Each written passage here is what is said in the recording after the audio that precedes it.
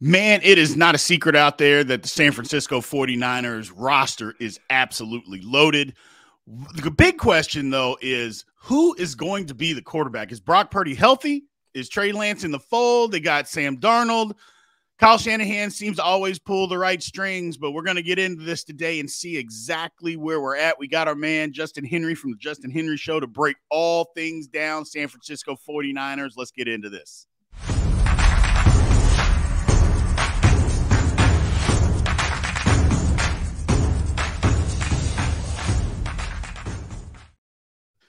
Justin, what is going on, my man? What is happening?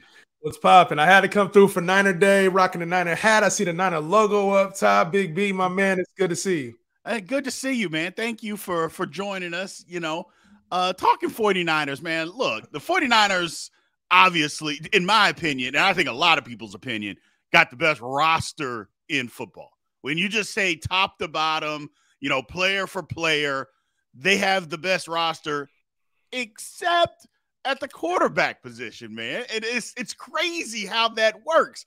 So, I guess my first question to you, and everybody's asking this, Brock Purdy had a great 7 games last year. Didn't really have to do a ton except just play the game. They didn't have to come from behind except, I guess, the Raider game, But other than that, he did a good job. But he did a great job, I should say. Not a good job, a great job. But is he the long-term answer there? When you get somebody in the 7th round, last pick of the draft, you don't really count on that guy to be a factor for your team for any period of time, right? Normally that's a draft pick that just goes to the wayside or is on a practice squad. But Brock Purdy, they got a lot out of him last year. And it makes a decision very tough when you have a guy that you invested multiple first-round picks into, the 3rd pick in the draft, Trey Lance, and a guy that really hasn't had an opportunity to see the field. When I look at Brock Purdy, I'm not sure that he's the long-term answer, but for this team that's built to win Super Bowls now, I don't think that's really even a question what they're trying to do. They're trying to just find a guy who is the guy that can lead us to victories now, who can get us to a Super Bowl victory with this roster that's constructed. Because as we all know, dynasties only last for a certain period of time, and then they tend to break down. So I think Brock Purdy for now is the guy that they, it's the guy that can get them wins for sure. He's the safest play out of all the quarterbacks, because we saw it last year. We saw that he was able to lead this team to multiple victories, come back in the playoffs, playoff wins, and then unfortunately got hurt. So it's all about how he rebounds from this injury, and then also if he has a chance to start week 1. Yeah, that's the thing. To me, the week 1 thing is really interesting because, looking at that injury, the scary part about it was they kept pushing the surgery off because his elbow was swollen. And now all of a sudden they're saying, well, he's ahead of schedule. I'm like, I don't know if I buy that. I just don't know if I buy that. They brought in Sam Darnold. They still have Trey Lance. I'm still trying to figure out what that is. I mean, Sam Darnold is a backup. They didn't bring him here to be the starter in any shape or form. And if they did, that's an issue. So I guess my question is, what are they doing with Trey Lance? Why didn't they trade him? Yeah, it's interesting they brought Sam Darnold in. I think that was more of an offseason depth move. Obviously, the Niners could use another starter in case something happens with Trey Lance and they don't believe that he is fully healthy and ready to go, because he's also coming off an injury. So Sam Darnold to me is more of a depth piece right now that in reality could be a number 2 option if something is up with Brock Purdy, with Trey Lance, or he happens to outplay either one of them. So I think it's good to have healthy quarterback competition. There's no rock-solid starter right now, as Brock Purdy has led the room. But Trey Lance, to me, it's an interesting case because you got a guy who you traded so much capital for. You invested a lot into, and it's not like he's played terrible. And it's not like we've seen him play great. It's a matter of we haven't been able to see him on the field, and now you have somebody else who we have seen on the field play well. And so it's not necessarily a case of like, hey, we don't believe in this guy anymore, or I think it's time to give up on him. I think it's just when you have a proven player, it's tough to unseat that guy for a guy that it's all potential. Yeah. So when it comes to Trey Lance, I'm of the, hey, let's see him on the field. You invested a top 3 pick in him, invested multiple first-round picks. The upside is crazy, and yes, there's also a very low floor for Trey Lance, but in the games we've seen him, he's played well. And I think he gives the Niners the best opportunity to win a Super Bowl at max potential when you think about teams like the Kansas City Chiefs. You think about teams like the Philadelphia Eagles. high-powered offenses, great defense as well for the Eagles. And it's like that's going to be the competitor that the Niners have to beat in the NFC. Yep. So Trey Lance, I think, if the Niners don't start him week 1, there's an opportunity. Maybe he comes and plays second half of the season and Brock Purdy doesn't look like he did second half last year. But I truly believe Trey Lance, his best opportunity with the 49ers is week 1. And if it doesn't happen then, I could see a trade happening before the deadline. Yeah, that's kind of my feeling too. I believe Trey Lance can play football. The problem is how much football has he actually played? Not just last year. In the last 4 seasons, he hasn't really played any football. So, it's tough to say just what you mentioned. It's tough to say, well, he can't do it because when you've seen him outside of the monsoon game in Chicago, which you can't count that. But other than that, he's played okay.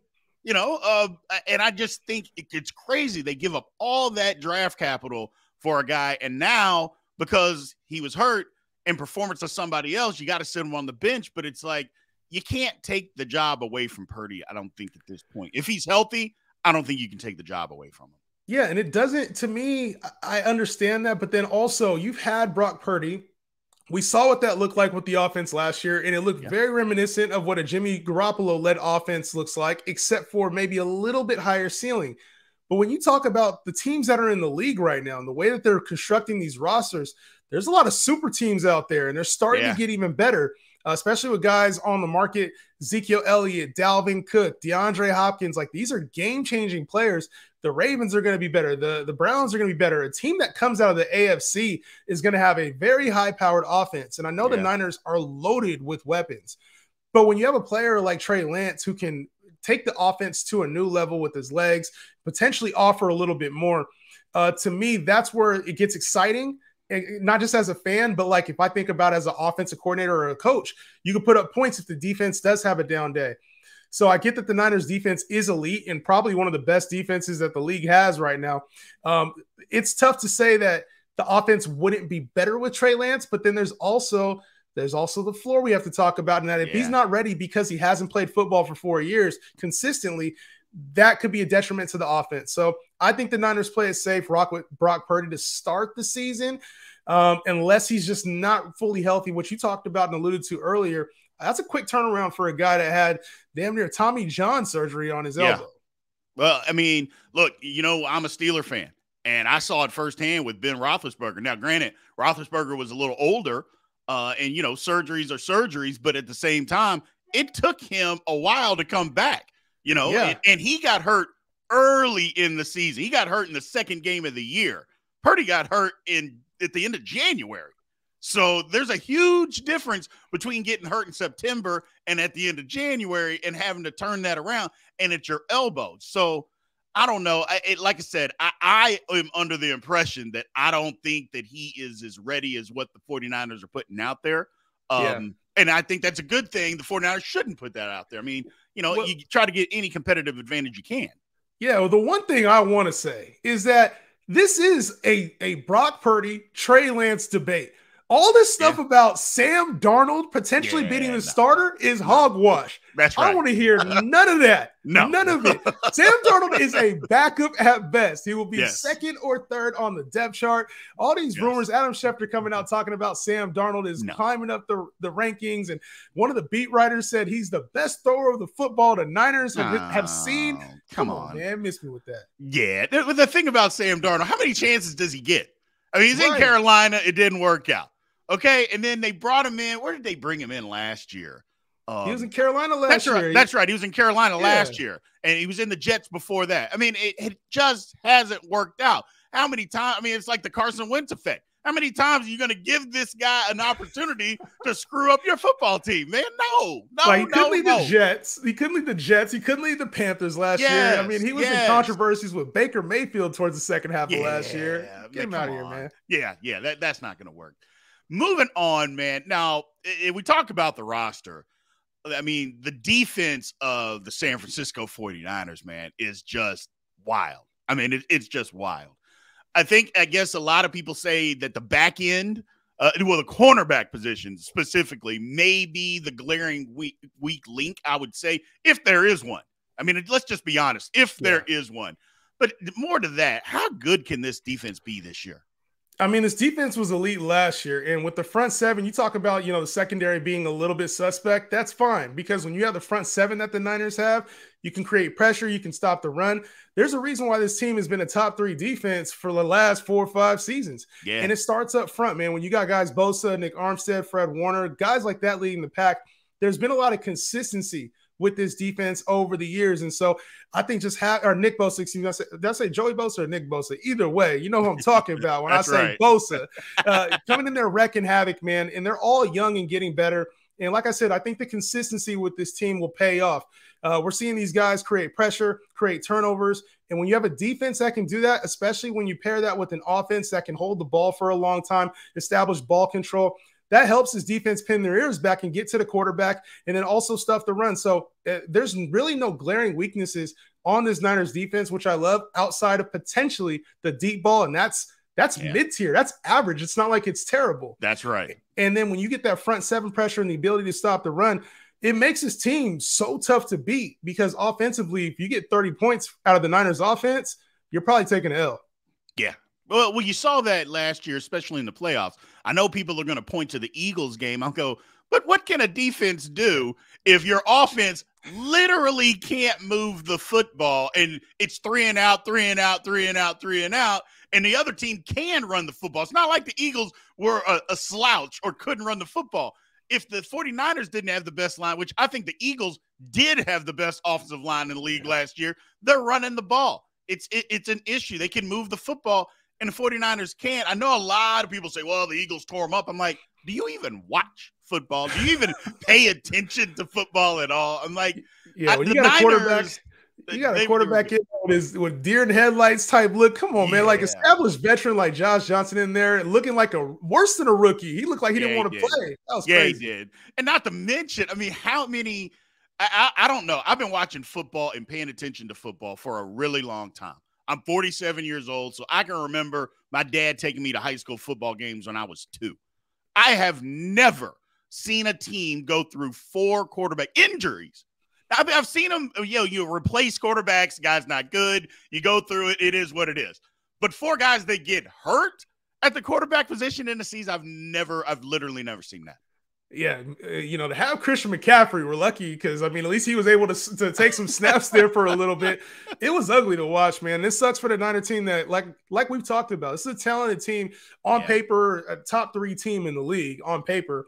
And I think it's easily one of the most talented offenses in the league as well. To not have a leader, not have your quarterback there to play, it sucked, man, because that was a game – I think the Niners felt like they could win that game. When you hear a lot of the guys talk, the Debos talk, the Ayuks talk, it's like they really felt if Purdy had played the entire game, the Eagles were in trouble. I don't know if that's true or not because the Eagles, you got to show them respect for the level of play that they had last year.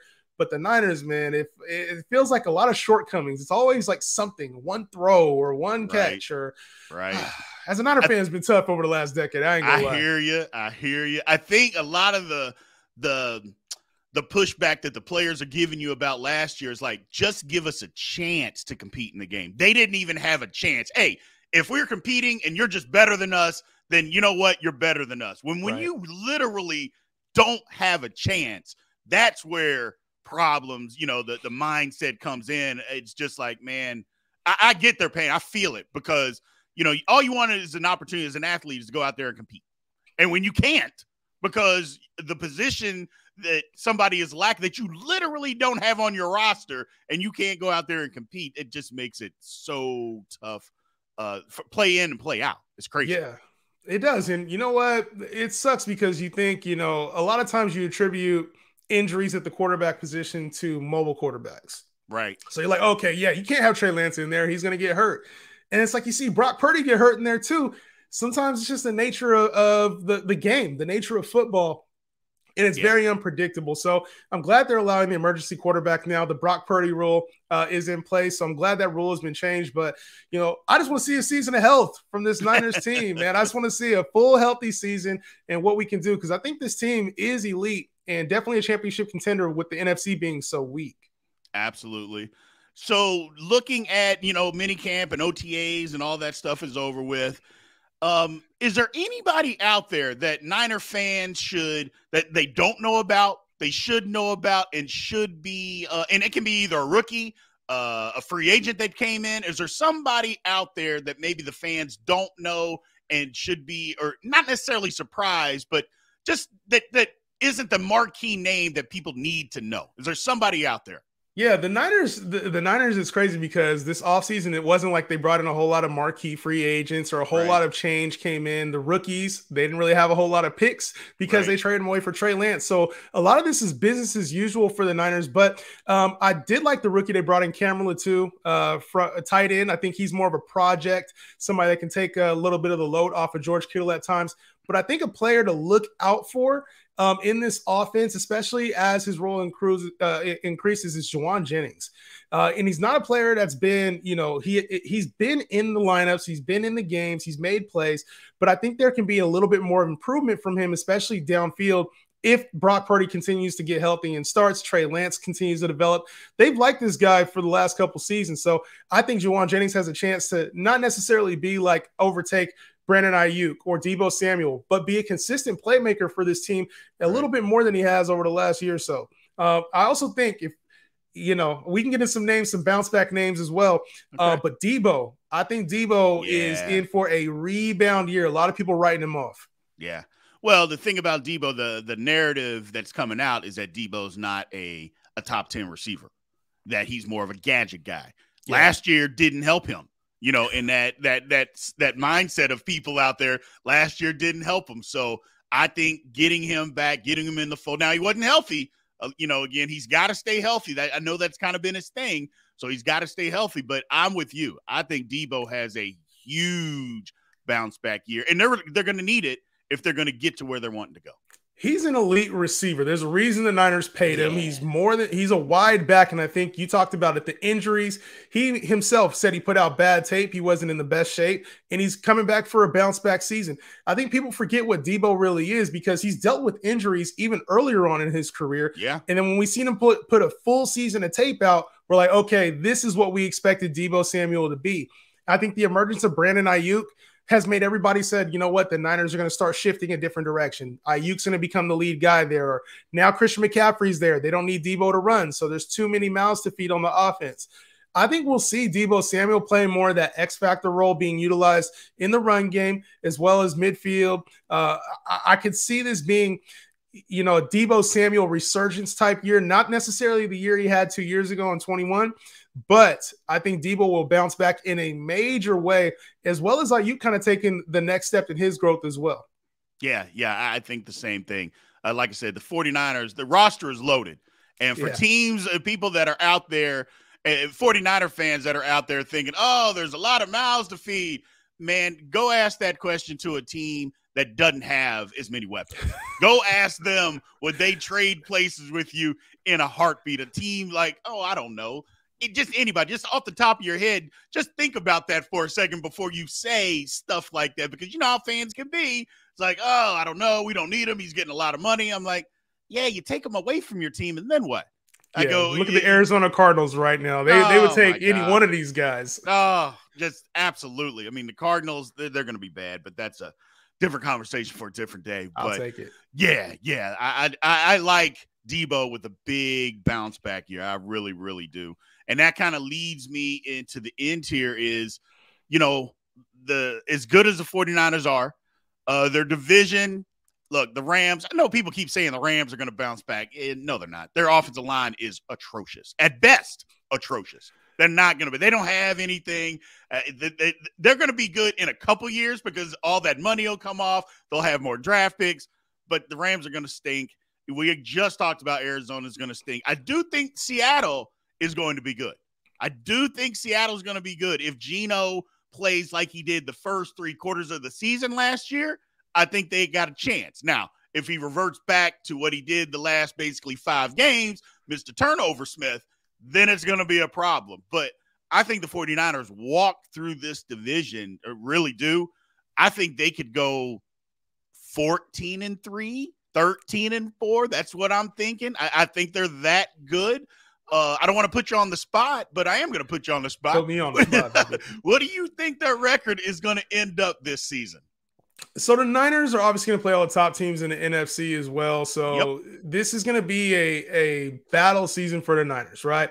But the division to me is really inferior. When you talk about the Arizona Cardinals, they don't have enough talent to compete with the Niners. Nope. The Rams, you talked about that offensive line. Good luck trying to stop our front seven. Right. Ooh. So the 49ers, I think with the Rams, and the Rams are built like, there's always that guy that had like the Hummer, and then everything starts breaking down on the Hummer and you got to replace everything. And it don't look the same after, like it's still a Hummer, but it don't look the same now that the new teams have came. That's the Rams right now. They still have a lot of the framework, but that thing got 125,000 miles on it. So we ain't pushing no Hummers no more. That's the Rams. And we ain't worried about them. The Seahawks, slightly concerned. I feel like that's a team you could split with just because they're so good at home. But then you also talked about it. Geno did not play like Geno did the first half of the season in the second half. No. Geno was a different player. I know getting JSN in the draft, Jackson Smith and Jigba, it was a good move for them getting another receiver to open up the offense more. But, I'm not sold on the Seahawks team being like a 12-11 win team. I think a lot of people are expecting that. Not yet. But the 49ers can go handle those teams. They'll handle all the top teams in the NFC North, NFC South. Those teams don't matter. The NFC East are really only looking at two teams, and that's Dallas and Philly. Outside of that, I think they handle, they'll probably split in the AFC. Give me a 13-4 record for the 49ers, good for either first or second, depending on what the Eagles do. Got it. Yeah, it sounds sound. It's like you mentioned, the one thing about the NFC is not that good this year, man. The 49ers are really good. The Eagles are really good. I am a personal opinion, even though I can't stand them, the Cowboys are going to be good, man. They're just going to be good. They've upgraded their roster, added pieces where they needed to add some pieces. I think the Cowboys are going to be really good. Outside of that, that's right. Outside of that, everybody's jumping on this Lions bandwagon. I'm like, pump the brakes a second, man. The Lions haven't proven anything yet other than they won some games at the end of the season. That's all that they proved when it didn't matter. They didn't go to the playoffs. They weren't going. That's all that they've proven. So until they show us something, I'm just not jumping on that Lions bandwagon. The Vikings are what they are. Heck, if the Vikings won all those close games last year, if they just win half of those games last year, they don't even make the playoffs. They don't even win the division. That's what people keep missing on the Vikings. Like, nobody wins that many games, those close games at the end, one-score games. Nobody wins them all. They happen to win them all. And then I guess they didn't sneak in because their division is terrible. But if they just win half of those, they're not any good. So I think the 49ers are set up to do some real damage this year, man. Obviously, I'll have you back. We'll talk, as the season progresses, even before the season. Once training camp and all that stuff gets here, we can look at it a little bit more in depth. But I think the 49ers are set up to go to the Super Bowl, man. I really, really do. I think they're better than the Eagles. The NFC is weak, but the Niners are a strong team. And so it really comes down to NFC Championship, because I think the Niners are a better team than Dallas. And I think they proved that last year. They proved that the year before. The Niners can beat Dallas in Dallas and San Francisco. It doesn't matter. Doesn't matter. Right now they have their number. So it really comes down to who's the starting quarterback week one? Will there be consistency throughout the season for the Niners at the quarterback position? That's the biggest storyline. Obviously, this offseason, it'll be the biggest storyline heading into the season. Part two to this is, can they avoid injuries? There's been massive injuries on this team that have kind of altered the way that the season has gone early on, whether it's been a Trey Lance injury, a Jimmy Garoppolo injury, even the quarterback scenarios of Colin Kaepernick and Jimmy Garoppolo. Like, this Niners team has always dealt with some kind of quarterback or a controversy or whatever heading into the season.